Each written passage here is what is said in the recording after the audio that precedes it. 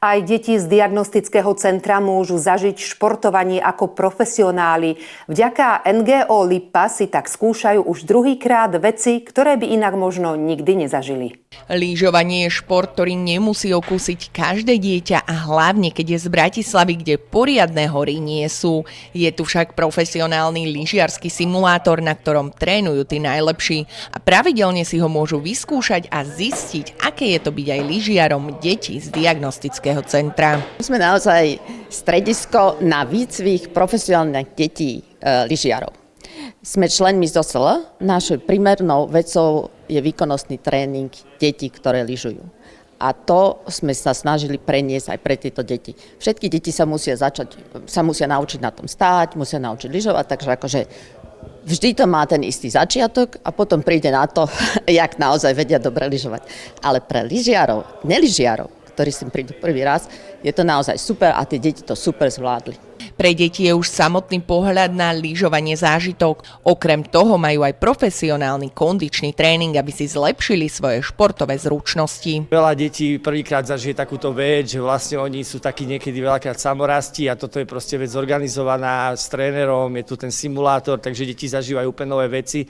Napríklad niektoré deti aj nevedeli, čo je lyžovanie a zrazu zbadali, že wow, že čo to je, že možno sme ich takto aj my a aj tí, ktorí to pre nás robia, ich aj inšpirovali k tomu, aby niečo možno v živote dosiahli a išli trošku iným smerom. Takže deti... Tie decká zvládajú na úrovni niektoré aj tých vrcholových športovcov a ukazujeme im ten kondičný, balančný rozvoj iných schopností športových, ukazujeme im tie tréningy, takže a milo sme z nich prekvapení, že tie decká to zvládajú.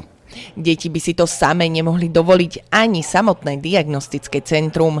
Takéto aktivity môžu fungovať len vďaka podpore neziskových a mimovládnych organizácií. Prvá takáto spolupráca s diagnostickým centrom prebehla už v januári. Tá bola však skôr určená dievčatám v spolupráci s Janou Jurčenko. A táto spolupráca bola veľmi pekná, pretože videli sme, že keď tie dievčatá zmysluplne trávia svoj čas, aké to má pre ne benefity a preto sme sa rozhodli našu spoluprácu rozšíriť, aby sa mohli zúčastniť možno aj chlapci.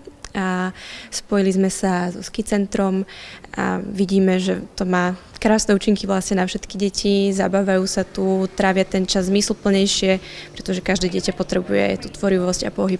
Takže sme veľmi radi, že to takto funguje. A že to naozaj má význam, tak o tom svedčia samotné deti. Tie sa na tréningy tešia a objavujú aktívne trávenie voľného času, rešpekt, pravidelný tréning a disciplínu.